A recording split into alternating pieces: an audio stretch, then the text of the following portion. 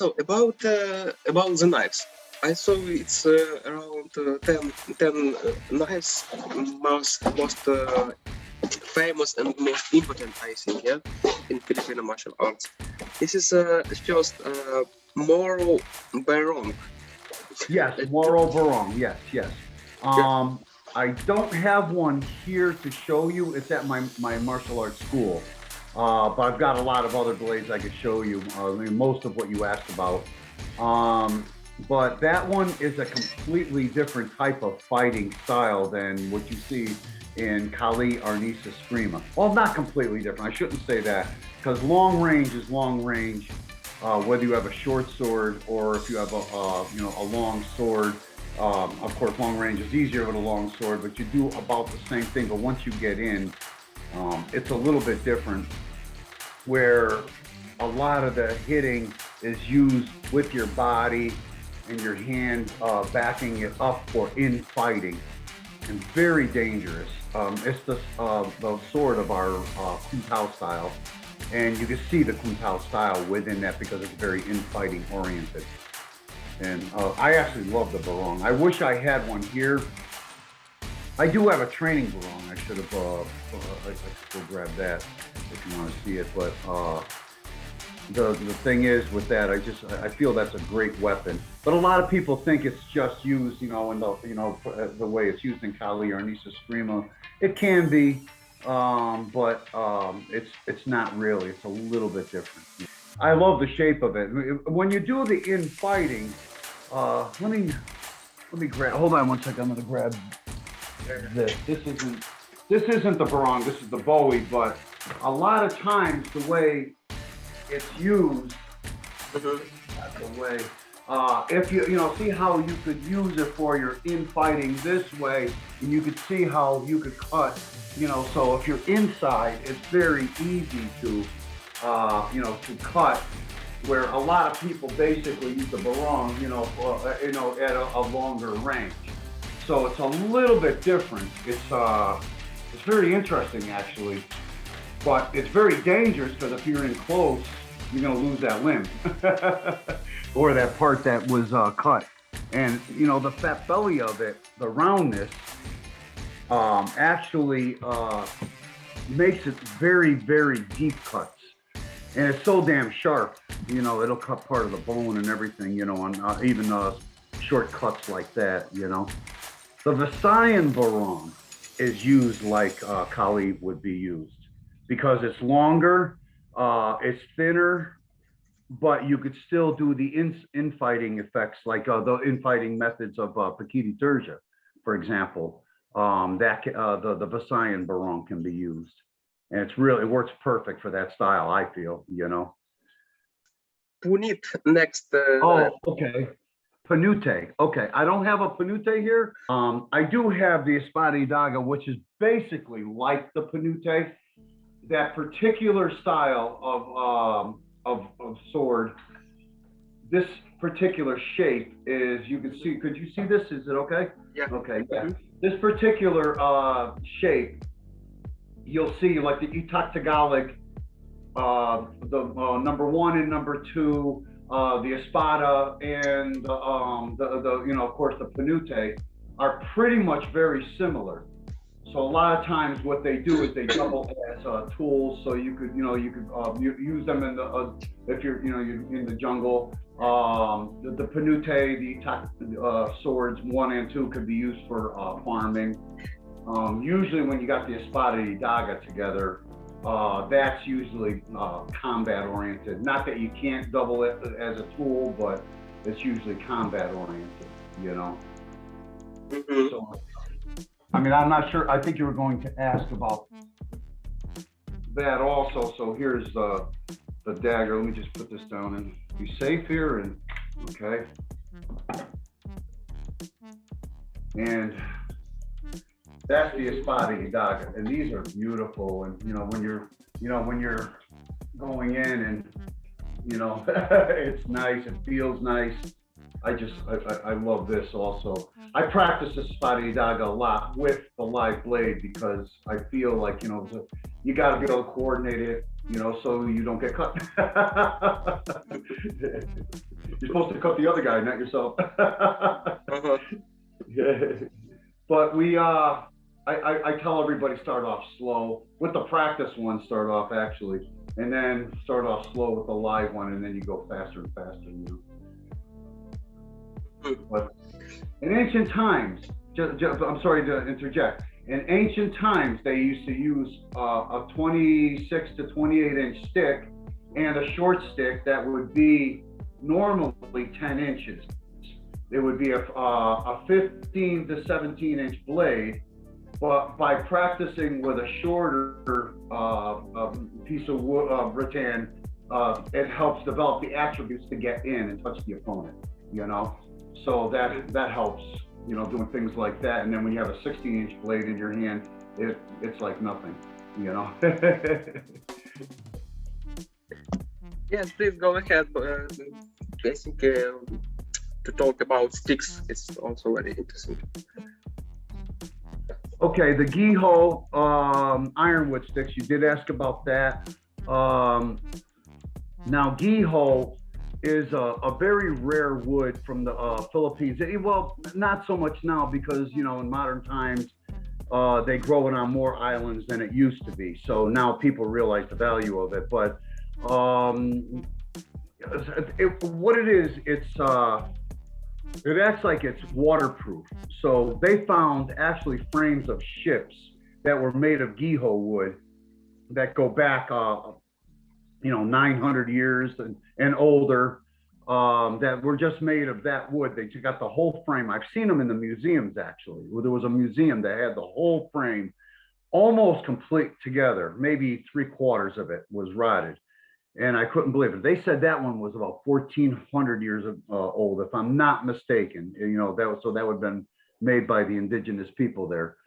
They found wagon wheels that were like 300 years old that were still together, that were made of Giho. So it's a tough wood. It's what they call moderately hard.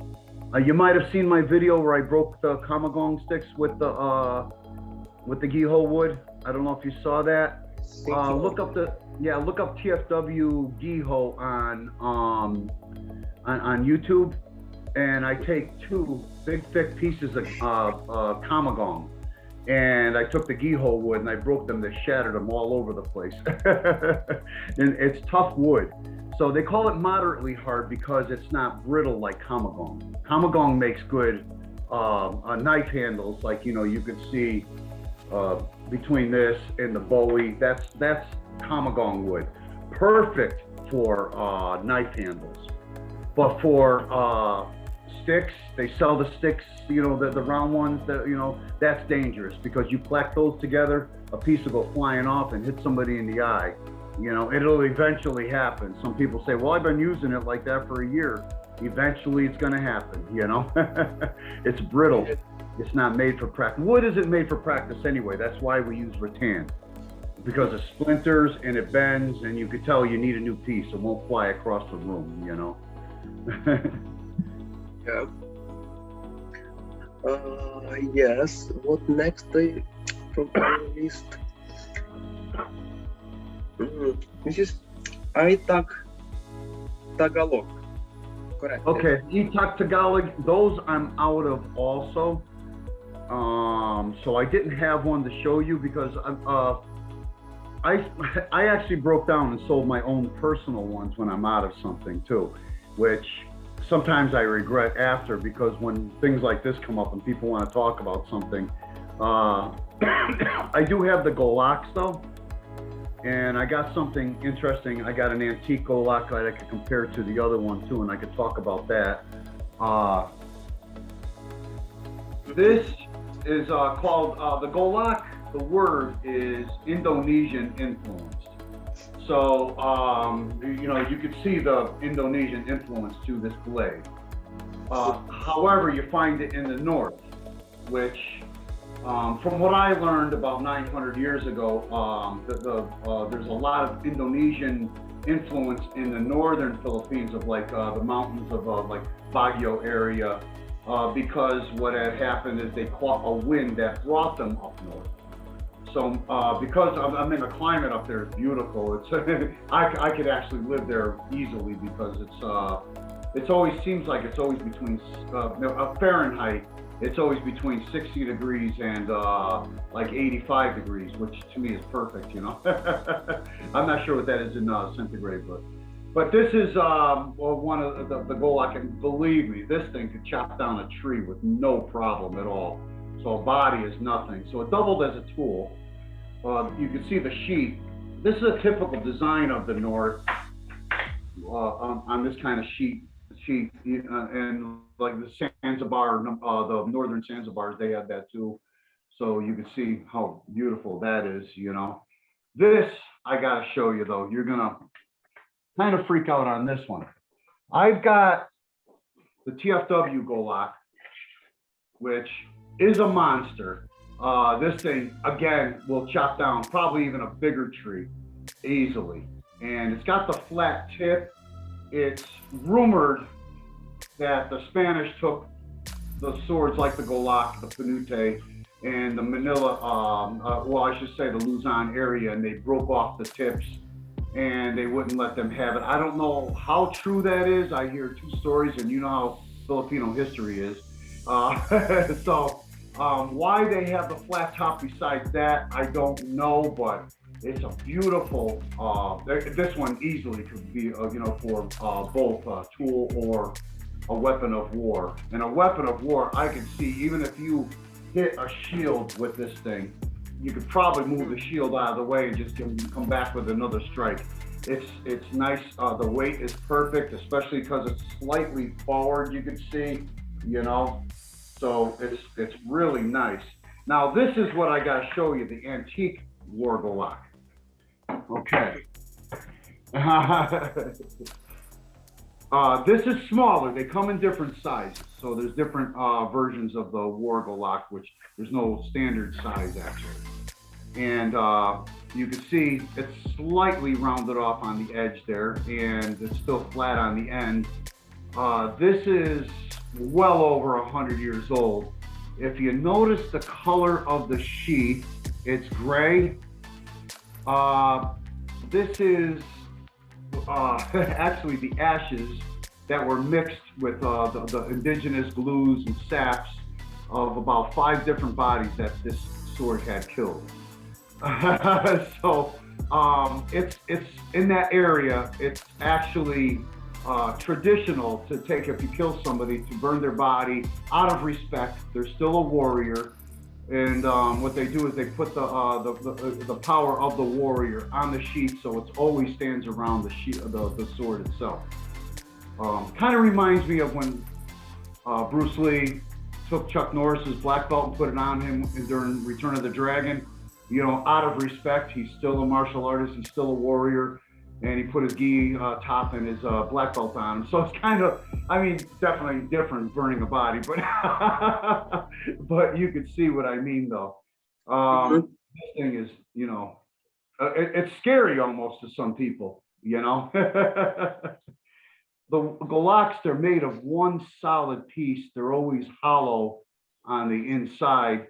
So you could see that here, and you could see that in the TFW.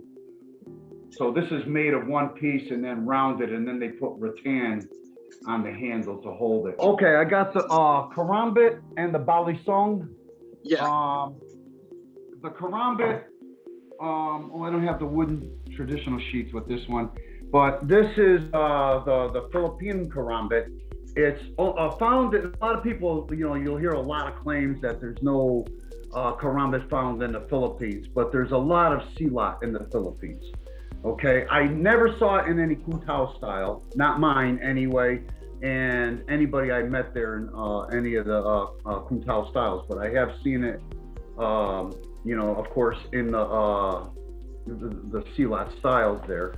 And, you know, it's mostly Indonesian. I don't have the Indonesian karambit with me either. That's in my school because I was teaching something with that.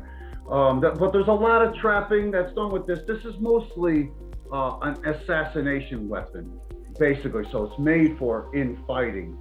I've heard of people that jump right out of the trees and attack the soldiers, and they're cutting their throats with these things. So it's more of a weapon of deception. It's hard to see if it's in your hand. So if you're negotiating, you could pop, you can come right up and you could jab with it very easily. So this kind of weapon is a weapon of deception. The Indonesian one, this has like looks like about almost a 2-inch blade, as you can see on this one. But the Indonesian one only has a 1-inch blade.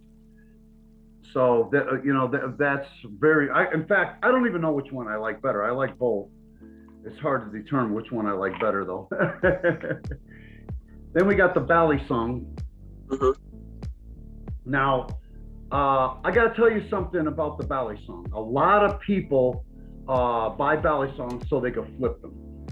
So it's not made like this for that particular reason. Now, if you notice with this, now when you do this type of, when you open it, you should have weighted ends, if you can see the brass at the bottom. This is my personal one here.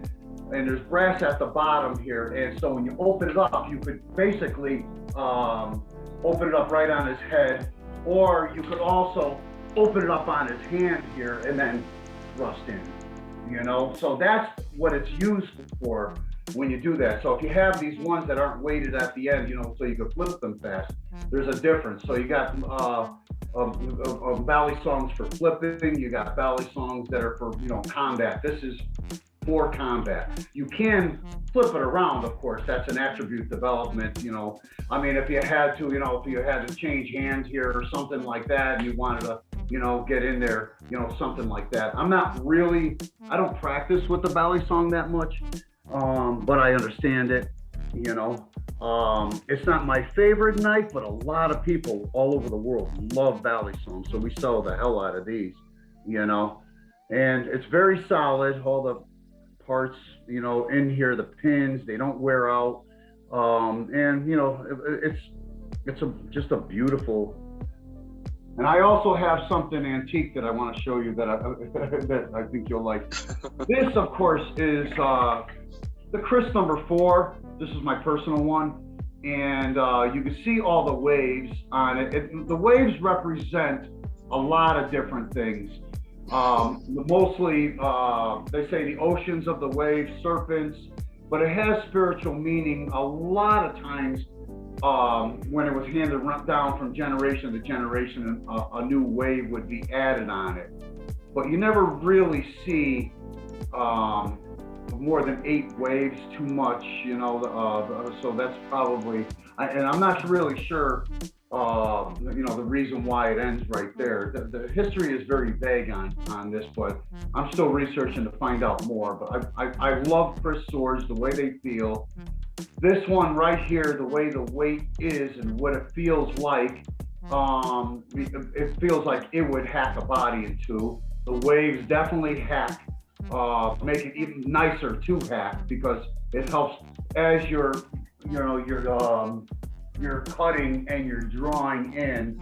That helps to cut off the limb or whatever you're cutting into, just much like a serrated edge would,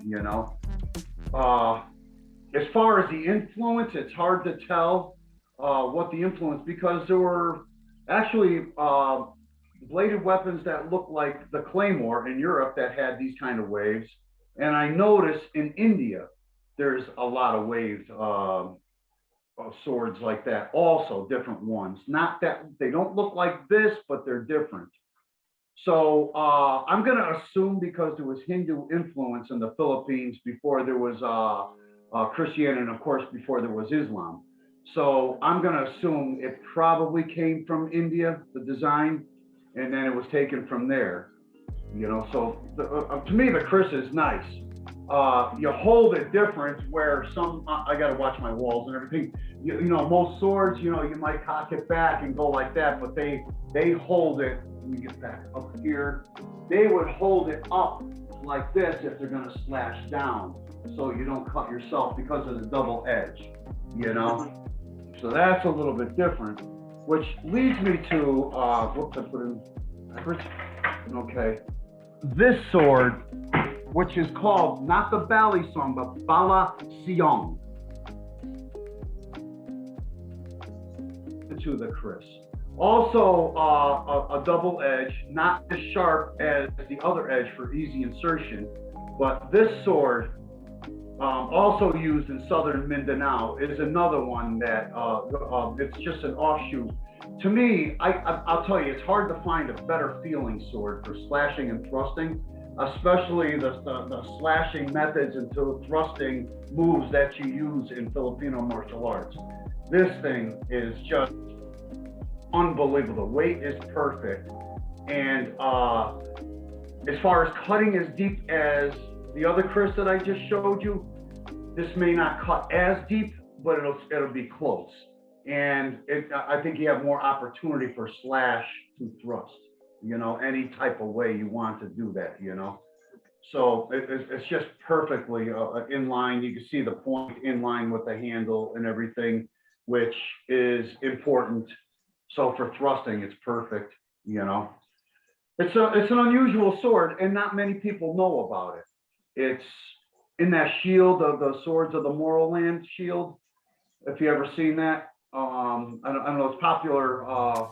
In fact, we're thinking of getting them on the website, but it's popular among you know, a lot of schools, martial arts schools. They all buy that shield, you know. But this is the. Oh, I should have brought the real thing with me too. I have those downstairs too. I didn't even think of that. They're rusty, they're old. They could be a couple hundred years old, and we don't really know. But they were found in where people make blades, and you know, it's been there for a long time, obviously in the ground. It's still, I'll tell you the truth, it's still slightly sharp, even though they're both rusty like this. But I display these probably right on my fireplace, even though they're like this. I do plan on soaking it in vinegar. I looked up on YouTube and TikTok on how people take rust off, and I noticed they do that with vinegar. So I'm going to try that out and see if I could do that. I'm not going to do the handles or anything because I just feel these are nice as they are, and just show what the tang looks like, you know.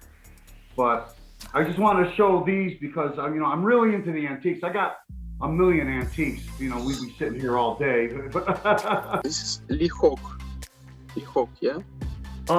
That's down in different parts. I think in the Visayan region they were referring it to that, and it could be in Mindanao also. Of course, you know, languages are going to change. You know, it's more commonly called karambit, but then again, there's certain parts of Indonesia, and I can't think of the term it's called. They have other names for it too. So even there, they have different. But karambit seems to be the most popular name, where everybody calls it karambit now. So you very seldom hear lihok, you know. Mm-hmm. Up in the northern Philippines, they have one that looks like a karambit. So it has that that same design like on the golak, and it doesn't have a ring. It just has that, and then it has the blade coming down like a sickle, and that's used for fighting and for farming. Mm-hmm. So word galog we just talk. Espada y daga. Yeah, espada y daga. That's the one we mentioned before. That these two blades. Mm-hmm. Mm-hmm. Yeah. So these are the espada y daga, and I described that to you how they're used, everything before, and this is thought to be Spanish influence. Obviously, you know, when you hear the word espada y daga, which just means sword and dagger. That's what that means. And they retain this. Tagalog is something like, I think, 10% Spanish still, you know. The next, this is Garab sword. Yes, the Garab sword, I didn't have one also, but I could talk about that one easy enough.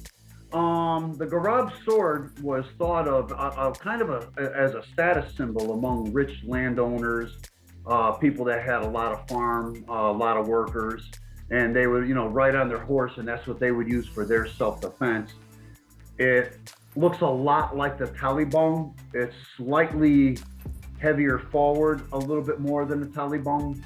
I think in the Katipunan is that shape too, and that sword. Yeah, so, I think I cut a coconut on YouTube on that, and the coconut still had that big thick skin on it too. It didn't have just the shell, and it cuts so nicely. It's unbelievable. I tried to cut one where I could just get the top where I could save the water, and it's cut so smoothly. So cutting into a head, probably if you cut down here, the head will just slide off. And so I could just imagine battles in ancient times with that, It wasn't pretty. It's not like the movies. Yes, exactly. So, knife pakal. The pakal knife, I don't have any here. Also, I do have some. Actually, why didn't I think of that? I'll be right back. I'm just gonna grab one really quick. Okay.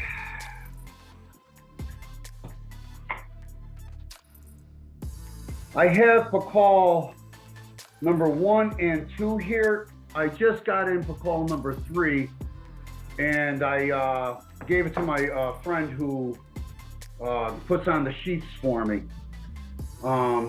This one is pakal number 2. Mm-hmm. This is the traditional sheath. So because the traditional sheath was not as practical for what we wear today, we went and had these sheaths made. And you can see that. So if I wanted to pull it out, I could bend it forward, pull it out this way, or bend it this way and pull it out. So it's kind of more tactical wherever I come from, and when I want to draw it, if it comes down to it. They come in different sizes. This one would be 5.5 inches, which is probably one of the most popular ones. Actually, pakal number 3 is the most popular one. I think because in the United States, most states allow 4 inches, some don't. But this one is our smallest one, which is only 3.5 inches. And this is of course, the traditional sheath. It's considerably smaller than that one here. And you could see, let me compare the sizes. So you see. This one is legal in probably most all states. I think you could carry 3.5 inches. I think some cities like New York City or something, maybe even Chicago, you might be allowed less. I don't know. I don't know their laws. But this one, the reason why they're called pakal knives, of course, held in pakal position, which is, like ice pick position, earth position, they call it. But it also feels good in standard position. And it's hard to find a knife that actually feels good in both grips. If you notice, you ever try to play with a knife, say, it feels good like this, but it doesn't feel good like this, So some styles have blade out, so if they capture, they would, come slash this way. Some are blade in. It doesn't feel comfortable this way with the blade in. It feels very comfortable with the blade out though, So, which, my Kali styles are blade out. Kuntao, they call for blade in, so, same difference, I'd say, Actually, Kuntao, they use a double edge, which would be more the puñal type knife, And so this is, the only one I'm missing is, like I said, the pakal number 3. That has a butt end, or what they call the puño, on the back end. So it's a good smasher. So if you cut here, you can come back with it and to continue the cut. So if you hit the head this way and then continue to cut that way, it works really nice. Or you could smash, this way and then cut, So that's another thing too. I think as soon as it goes on the market, it's probably going to sell out within a few weeks because it's something. I'm just waiting for the sheets to come in. It's like everybody likes that one. These sell out quick too, and some collect them all. I don't. It's, of course, it's funny how people are fanatic about bladed weapons. You know. Yeah.